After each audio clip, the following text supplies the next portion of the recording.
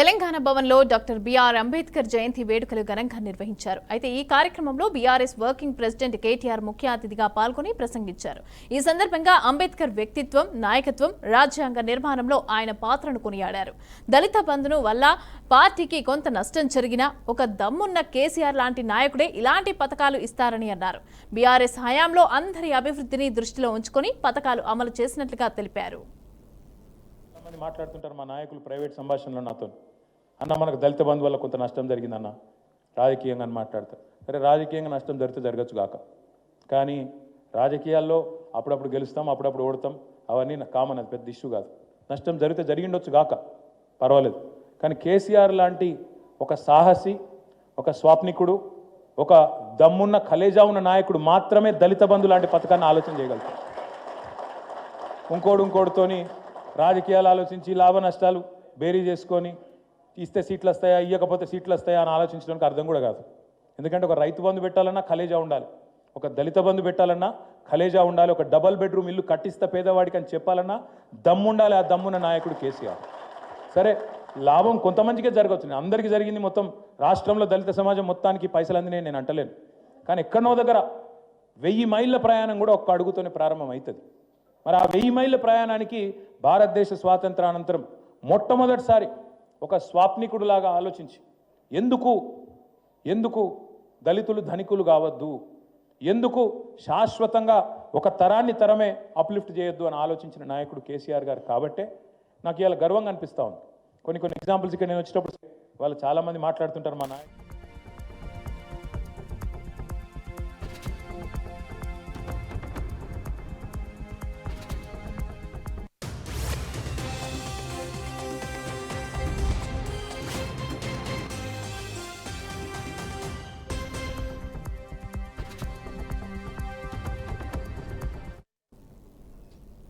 భూమన కరుణాకర్ రెడ్డి మీడియాతో మాట్లాడుతున్నారు. ఇప్పుడు లైవ్ చూద్దాం. ఏ ఫోటోలైతే చూపిస్తూ నేను మాట్లాడానో అవి ఫేక్ అని, మార్ఫింగ్ అని టీటీడీ ప్రకటన చేసింది. దానితో పాటు తెలుగుదేశం పార్టీ పెద్ద ఎత్తున సోషల్ మీడియాలో వైరల్ చేసింది. నేను చూపించినటువంటివి ఒక్కటంటే ఒక్కటి కూడా మార్ఫింగ్ కాదని, ఆ గోవులన్నీ కూడా శ్రీ వెంకటేశ్వర గోశాలలో చనిపోయినటువంటివే, అక్కడ తీసిన ఫోటోలేనని కట్టుబడి ఉన్న, భగవంతుని మీద ప్రమాణం చేస్తున్నా. నేను అలా చెప్తే మీరు నమ్మరు కాబట్టి ఏ విచారణకైనా నేను సిద్ధం. మీరు ఏ విచారణ చేసైనా కూడా నా మీద చర్య తీసుకోవచ్చు. నేను కట్టుబడి ఉన్నా. ఒక్క ఫోటో కూడా మార్ఫింగ్ కాదని, అది గోశాలలో చనిపోయినటువంటి ఆవుల ఫోటోలేనని తెలియజేస్తున్నాం. ఇక నిన్న అధ్యక్షులు గౌరవనీయ బిఆర్ నాయుడు గారు మాట్లాడుతూ, చనిపోయిన ముసలి ముతక ఆవులు చనిపోకుండా ఉంటాయా, మనుషులు కూడా చచ్చిపోకుండా ఉంటారా, 22 ఆవులు చచ్చిపోయినాయి అని చెప్పాడు. నేను చూపించిన ఫోటోలలో 70% పైగా లేగ దూడలే. అవన్నీ కూడా పత్రికల్లోనూ వార్తల్లోనూ మీ ప్రసార మాధ్యమాల్లోనూ కూడా వచ్చినాయి. మరి బిఆర్ నాయుడు గారి దృష్టిలో లేగదూడలు వృద్ధాప్యంతో చనిపోయినాయా అని నేను ప్రశ్నిస్తున్నా. నేను చెప్పినటువంటి ఆవులు చనిపోనే లేదు అని చెప్పినటువంటి మీరు మొదటేమో చనిపోలేదని చెప్తారు, ఆ తర్వాత ఇన్ని చనిపోయినాయని, ఈ తిరుపతి శాసనసభ్యుడు 40 చనిపోయినాడని ఆయన ఒక ప్రకటన ఇచ్చినాడు, 40 చచ్చిపోయినాయి అని. ఇంకొక ఆయన బీజేపీ అని, తెలుగు బీజేపీ నాయకుడు, ఆయన కూడా ఇలాంటి మాటలే మాట్లాడడం కూడా జరిగింది. ఏది నిజం అంటే, నేను చేసినటువంటి ఒక నిజమైన ఆరోపణ మీ గుండెల్లో గుబులు కుట్టించి భయపడి మీ ఇష్టం వచ్చినట్టుగా మాట్లాడుతున్నారు. నిన్న అధ్యక్షుడు నాయుడు గారు మాట్లాడుతూ నీ అంతు చూస్తా, నీ మీద క్రిమినల్ కేసులు పెడతాం, రాష్ట్రమంతా పెడతాము అని అన్నాడు. అంటే రాష్ట్రమంతా పెడతాము అని అంటే రాష్ట్రమంతా పెడతామంటే అర్థం ఏందో అర్థమైపోయింది. అంటే మీరు పనిగట్టుకొని మీకు నచ్చనటువంటి వాళ్ళ మీద కేసులు పెడతారు అని. బిఆర్ నాయుడు గారు రాష్ట్రమంతా కాదు దేశమంతా పెట్టమని నేను మిమ్మల్ని డిమాండ్ చేస్తున్నా. నేను సిద్ధం. నేను భగవంతుని పట్ల మీ నిర్వాకాన్ని ఎదిరించినందుకు, నిలువరించే ప్రయత్నం చేస్తున్నందుకు మీరు నా మీద కేసులు పెడితే, నేను జైలుకు పోతే వెంకటేశ్వర స్వామి భక్తునిగా ఆనందంగా అనుభవిస్తా ఆ జైలు జీవితాన్ని. ఎన్ని కేసులైనా పెట్టుకోండి. నేను చెప్పింది అబద్ధమైతే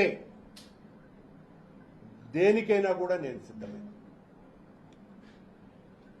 మీరు శ్యామలరావు గారు ఈరోజు మాట్లాడుతూ గత 5 సంవత్సరాలు ఎన్ని ఆవులు చనిపోయినాయో ఆధారాలు లేవు, ఆధారాలు లేకుండా చేశారు అని అన్నాడు. అని అంటూనే గత సంవత్సరం 179 ఆవులు చచ్చిపోయినాయి అని అంటాడు. అంటే ఒకే ప్రెస్ మీట్లో 179 ఆవులు గత సంవత్సరం చనిపోయినాయని, అంటే గత సంవత్సరం నువ్వు ఉన్నావు కదా అనే అర్థంలో నన్ను, గత సంవత్సరం జూన్ నుంచే నేను లేను, అంతకు పూర్వం ఉన్నది నేను 5 నెలలు మాత్రమే. ఇంత తొందరపాటుతో వీళ్ళ అజ్ఞానం హద్దులు లేకుండా ప్రకటించుకుంటున్నారు. ఆయన మరొక మాట అన్నాడు, తెలుగుదేశం పార్టీని మోస్తున్నటువంటి ఒక గొప్ప సేవకుడిలాగా సీఎం గారు నాకు బాధ్యత అప్పగించినారు, అక్కడంతా కూడా ప్రక్షాళన చేయవలసినటువంటి అవసరం ఉన్నదేనని, మేము చాలా ప్రక్షాళన చేశామని ఆయన గారు చెప్పుకున్నారు. ఏ ప్రక్షాళన చేసినారు శ్యామలరావు గారు? మీరు అన్నప్రసాదాలను మేము చాలా నాణ్యతతో ఇస్తున్నాము అంటారు.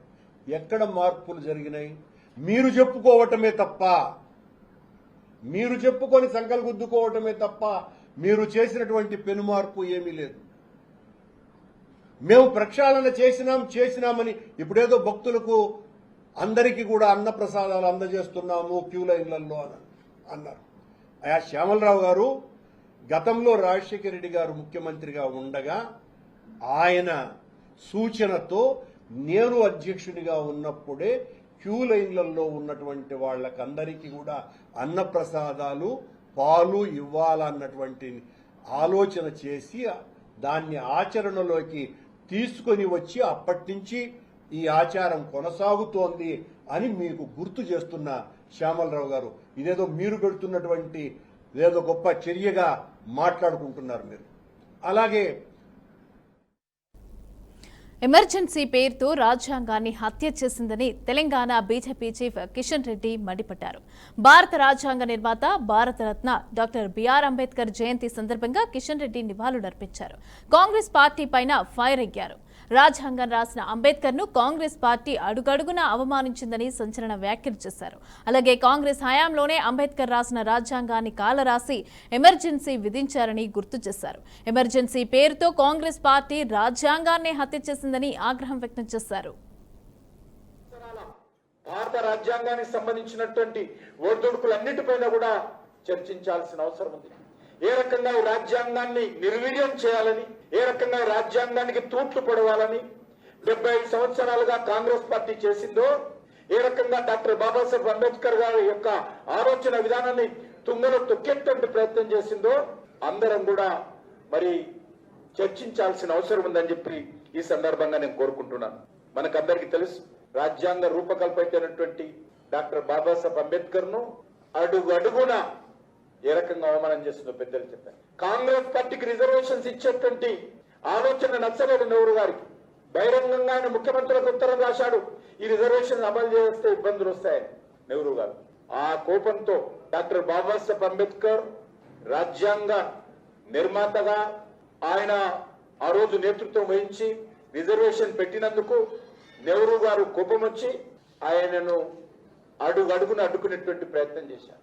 మంత్రిగా, న్యాయశాఖ మంత్రిగా ఉంటే ఆయన మంత్రిగా పోయే విధంగా అనేక రకాలుగా అవమానం చేశారు. చివరకు పార్లమెంట్ సభ్యుడిగా పోటీ చేస్తే ఓడించేటువంటి ప్రయత్నం చేయడమే కాదు, ప్రధానమంత్రిగా ఉన్నటువంటి నెహ్రూ స్వయంగా వచ్చి ఆ ఎన్నికల ప్రచారంలో డాక్టర్ బాబాసాహెబ్ అంబేద్కర్ ను ఓడించాలని ఆయన పార్లమెంట్ కాన్స్టిట్యున్సీలో తిరిగినటువంటి నికృష్టమైనటువంటి మనస్తత్వము ఈ కాంగ్రెస్ పార్టీలని మనం వేస్తా ఉన్నాం.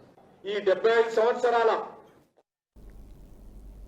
ఇక కాంగ్రెస్ తీరు ఎట్లుందంటే చంపినోడే సంతాప సభ పెట్టినట్లుగా ఉందని కేంద్ర హోంశాఖ సహాయ మంత్రి బండి సంజయ్ తీవ్ర విమర్శలు చేశారు. అంబేద్కర్ను అడుగడుగునా అవమానించిందే కాంగ్రెస్ అని, ఆయనపైన కుట్ర చేసి 2 సార్లు ఓడించిందే కాంగ్రెస్ అని మండిపడ్డారు. ఆయనకు భారతరత్న ఇవ్వకుండా అవమానించడమే కాకుండా ఆయనను ఓడించిన వ్యక్తికి పద్మభూషణ్ ప్రదానం చేసిందే కాంగ్రెస్ పార్టీ అని ఫైర్ ఇచ్చారు.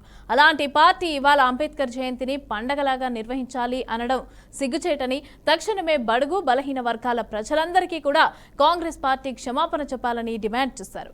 పార్లమెంట్లో రిజర్వేషన్ల విధానాన్ని వ్యతిరేకించిన పార్టీ కాంగ్రెస్ అని తెలిపారు.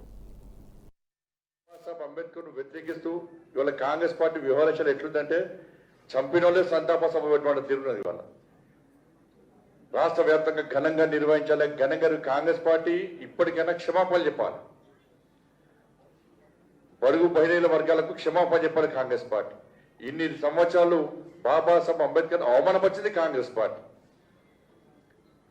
ఇవాళ ఎన్నికల్లో ఓడగొట్టింది కాంగ్రెస్ పార్టీ, కమ్యూనిస్టు పార్టీతో కలిసి. ఓడగొట్టిన వ్యక్తికి పద్మ విభూషణ్ ఇచ్చింది కాంగ్రెస్ పార్టీ.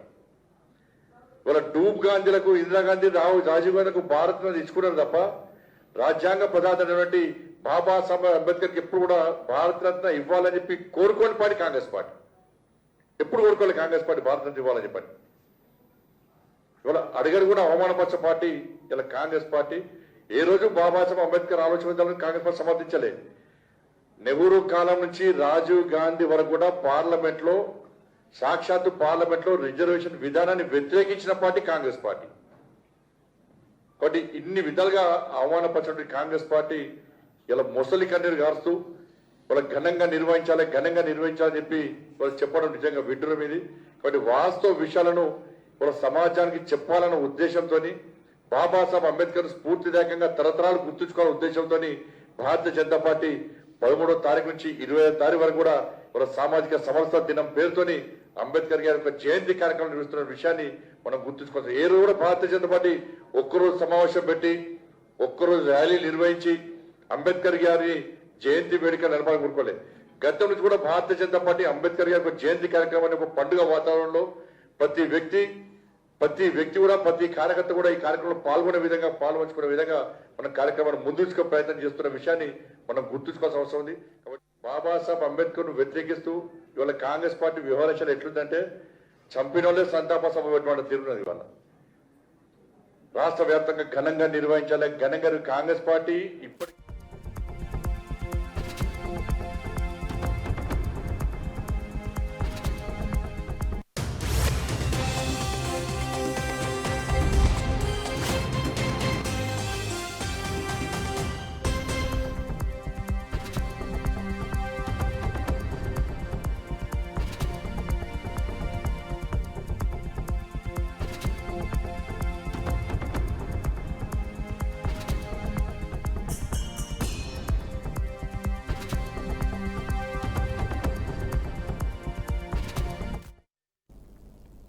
కాకినాడ జిల్లా ప్రతిపాడులో ఫుడ్ పాయిజన్ కలకలం రేపింది.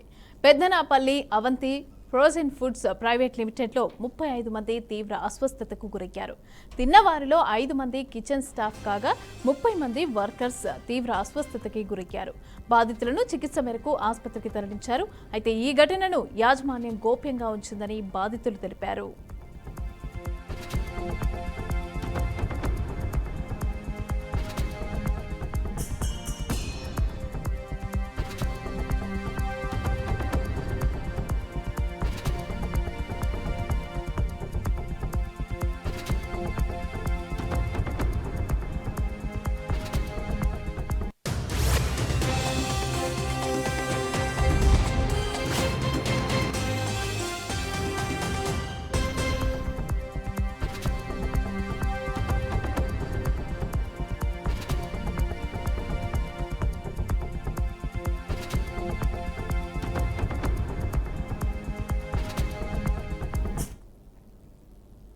భద్రాద్రి కొత్తగూడెం జిల్లా దమ్మపేటలో నేషనల్ మిషన్ ఎన్అడబుల్ ఆయిల్ అదేవిధంగా ఆయిల్ ఫామ్ అనే కార్యక్రమాన్ని మంత్రి తుమ్మల నాగేశ్వరరావు ప్రారంభించారు. ఆంధ్ర ప్రాంతానికి చెందిన 5 జోన్ల ఫామ్ ఆయిల్ రైతులు కలిసి మంత్రి తుమ్మల నాగేశ్వరరావును సన్మానించారు.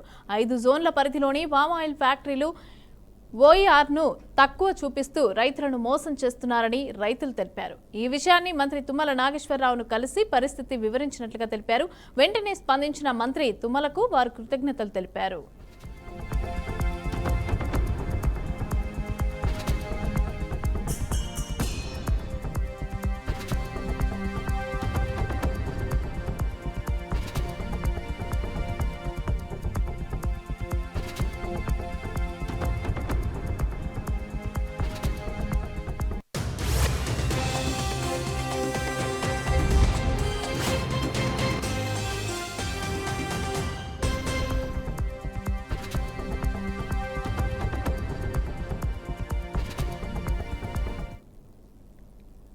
ఐదేళ్ల వైసీపీ పాలనలో తనలాంటి వాళ్ళకే రక్షణ లేకుండా పోయిందని సీఎం చంద్రబాబు అన్నారు.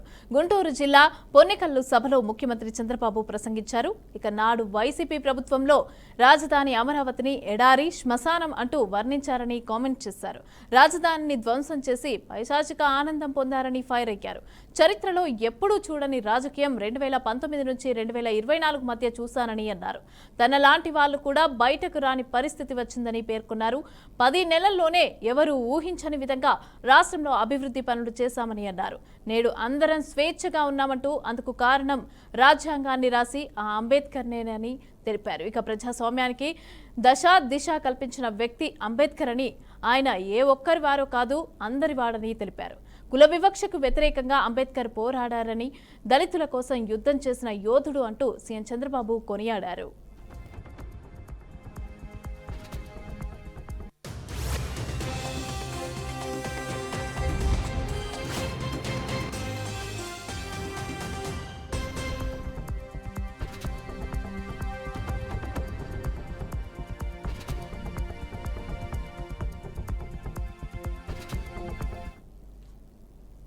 తిరుమలలో వ్యవస్థలు దెబ్బతిన్నాయని, అపవిత్రమైన కార్యక్రమాలు జరుగుతున్నాయని గతంలో సీఎం చంద్రబాబు తమ దృష్టికి తీసుకొచ్చారని టీటీడీ ఈవో చెప్పారు.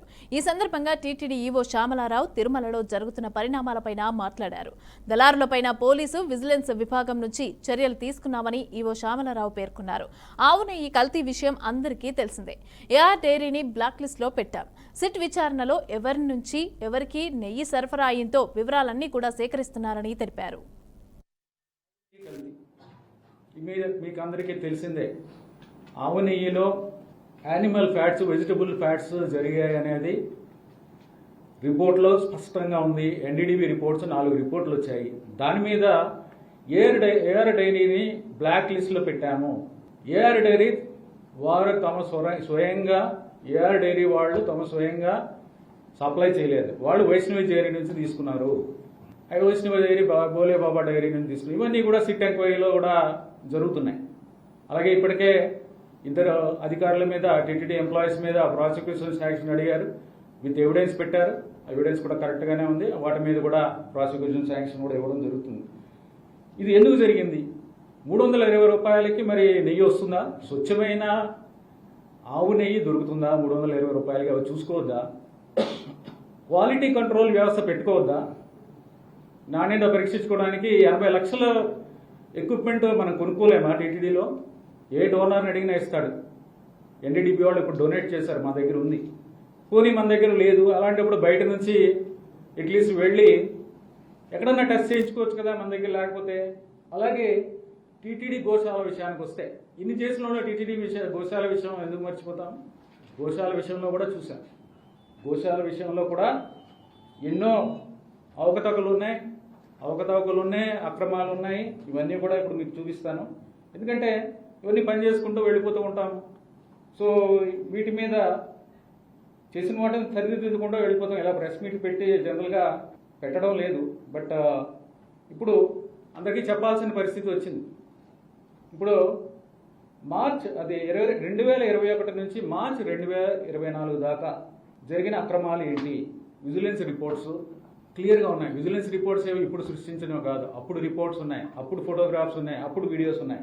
ఏమేమి అక్రమాలు జరిగాయి విజిలెన్స్ రిపోర్ట్స్ మీ అందరికీ కూడా ఆ విజిలెన్స్ రిపోర్ట్స్ కాపీస్ ఇస్తాం. ఆ విజిలెన్స్ రిపోర్ట్స్ కాపీస్ ఇస్తాం, ఆ వీడియోస్ ఇస్తాం, ఆ ఫోటోగ్రాఫ్స్ ఇస్తాం. ఇవేవో ఇంటర్నెట్లో. అనకాపల్లి జిల్లా బిఆర్ అంబేద్కర్ 134వ జయంతి వేడుకలను ఘనంగా నిర్వహించారు. ఈ కార్యక్రమంలో హోంశాఖ మంత్రి వంగలపూడి అనిత, కలెక్టర్ విజయకృష్ణన్, ఎమ్మెల్యే కొనితాల రామకృష్ణ పాల్గొని నెహ్రూ చౌక్ జంక్షన్లో అంబేద్కర్ విగ్రహానికి పూలమాలలు వేసి నివాళులర్పించారు. భారత రాజ్యాంగ నిర్మాత డాక్టర్ బిఆర్ అంబేద్కర్ ఆశయాలను అందరూ కొనసాగించాలని వంగలపూడి అనిత అన్నారు. రాజ్యాంగాన్ని రచించిన గొప్ప సంస్కర్త అంబేద్కర్ అని ఆమె కొనియాడారు. అంబేద్కర్ గారి జయంతోత్సవ సందర్భంగా అందరికీ నా హృదయపూర్వక నమస్కారాలు. ఈరోజు భారతదేశ స్వతంత్రంతో పాటు సామాజిక రుగ్మతల్ని స్వేచ్ఛపాలని ఈ దేశాన్ని స్వతంత్రం తీసుకురావాలని, స్వతంత్రం తీసుకురావడమే కాదు ఒక పటిష్టమైనటువంటి రాజ్యాంగాన్ని నిర్మించేటువంటి అవకాశం